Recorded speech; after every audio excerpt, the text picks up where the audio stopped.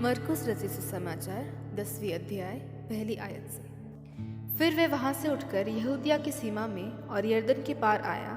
भीड़ उसके पास फिर इकट्ठी हो गई और वह अपनी रीति के अनुसार उन्हें फिर उपदेश देने लगा।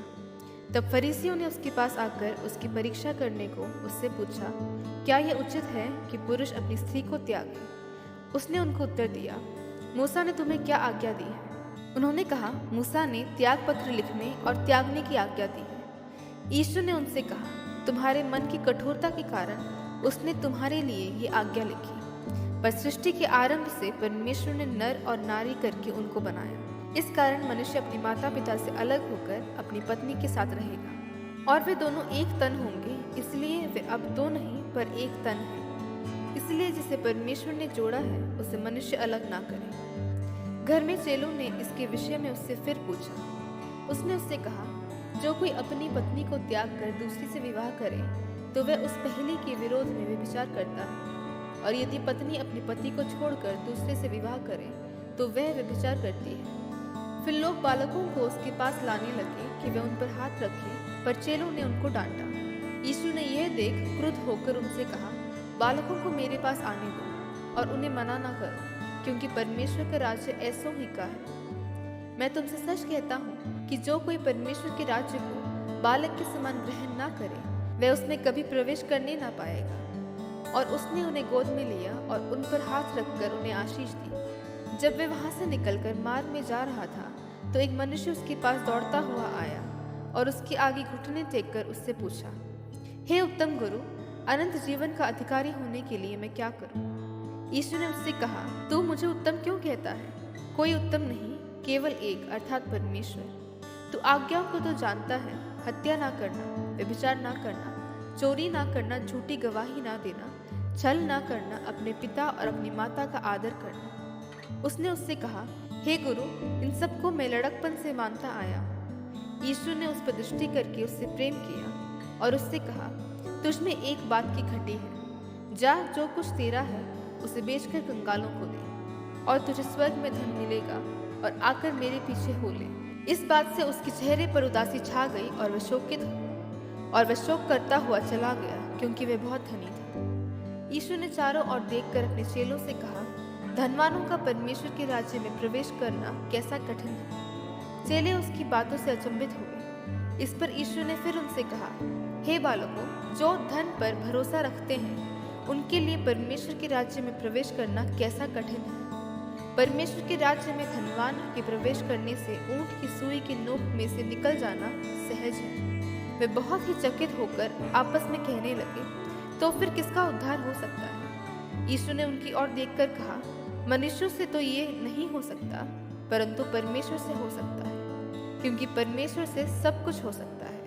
पतरस उससे कहने लगा, देख, हम तो सब कुछ छोड़कर तेरे पीछे हो लिए हैं। यीशु ने कहा, मैं तुमसे सच कहता हूँ कि ऐसा कोई नहीं जिसने मेरे और समाचार के लिए घर या भाइयों या बहनों या माता या पिता या बाल बच्चों या खेतों को छोड़ दिया हो और अब इस समय 100 गुना ना पाए, घरों और भाइयों और बहनों और माताओं और बाल बच्चों और खेतों को, पर सताव के साथ और परलोक में अनंत जीवन। पर बहुत से जो पहले हैं पिछले होंगे, और जो पिछले हैं वे पहले होंगे। वे यरूशलेम को जाते हुए मार्ग में थे और यीशु उनके आगे आगे जा रहा था। चेले अचंभित थे और जो उसके पीछे पीछे चलते थे वे डरे हुए थे। तब वह फिर उन 12 को लेकर उनसे वे बातें करने लगा जो उस पर आने वाली थी। देखो, हम यरूशलेम को जाते हैं और मनुष्य का पुत्र प्रधान याजकों और शास्त्रियों के हाथ पकड़वाया जाएगा, और वे उसको खाद के योग्य ठहराएंगे और अन्य जातियों के हाथ में सौंपेंगे। वे उसको टट्टों में उड़ाएंगे, उस पर थूकेंगे, उसे कोड़े मारेंगे और उससे घात करेंगे, और 3 दिन के बाद वह जी उठेगा। जब जबदी के पुत्र याकूब और यूहन्ना ने उसके पास आकर कहा, हे गुरु, हम चाहते हैं कि जो कुछ हम तुझसे मांगे वह तू हमारे लिए करे। उसने उनसे कहा, तुम क्या चाहते हो कि मैं तुम्हारे लिए करूं? उन्होंने उससे कहा, हमें ये दे कि तेरी महिमा में हम में से एक तेरे दाहिने और दूसरा तेरे बाएं बैठे। यीशु ने उनसे कहा, तुम नहीं जानते कि क्या मांगते हो। जो कटोरा मैं पीने पर हूँ क्या तुम पी सकते हो, और जो बपतिस्मा मैं लेने पर हूँ क्या तुम ले सकते हो? उन्होंने उससे कहा, हमसे हो सकता है। यीशु ने उनसे कहा, जो कटोरा में पीने पर हूँ तुम पियोगे, और जो बपतिस्मा मैं लेने पर हूँ उसे लोगे, पर जिनके लिए तैयार किया गया है उन्हें छोड़ और किसी को अपने दाहिने और अपने बाएं बैठाना मेरा काम नहीं। ये सुनकर दसों याकूब और यूहन्ना पर रिसियाने लगे। तो यीशु ने उनको पास बुलाकर कहा, तुम जानते हो जो अन्य जातियों के हाकिम समझते हैं वे उन पर प्रभुता करते हैं, और उनमें जो बड़े हैं उन पर अधिकार जताते हैं, पर तुम में ऐसा नहीं, वरन जो कोई तुम में बड़ा होना चाहे वह तुम्हारा सेवक बने, और जो कोई तुम में प्रधान होना चाहे वह सबका दास बने। क्योंकि मनुष्य का पुत्र इसलिए नहीं आया कि उसकी सेवा टहल की जाए, पर इसलिए आया कि आप सेवा टहल करें और बहुतों की छुड़ौती के लिए अपना प्राण दें। वे यरीहो में आए, और जब वह और उसके चेले और एक बड़ी भीड़ यरीहो से निकलती थी, तब तिमाई का पुत्र बरतिमाई, एक अंधा भिखारी, सड़क के किनारे बैठा था।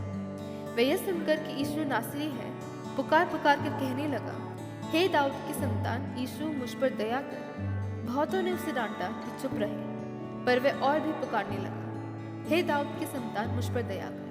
तब यीशु ने ठहर कर कहा, उसे बुलाओ। और लोगों ने उस अंधे को बुलाकर उससे कहा, ठाटस बांध, उठ, वह तुझे बुलाता है। वह अपना कपड़ा फेंक कर शीघ्र उठा और यीशु के पास आया। इस पर यीशु ने उससे कहा, तू क्या चाहता है कि मैं तेरे लिए करूं? अंधे ने उससे कहा, हे रब्बी, यह कि मैं देखने लगूं। यीशु ने उससे कहा, चला जा, तेरे विश्वास ने तुझे चंगा कर दिया। वह तुरंत देखने लगा और मार्ग में उसके पीछे हो लिया।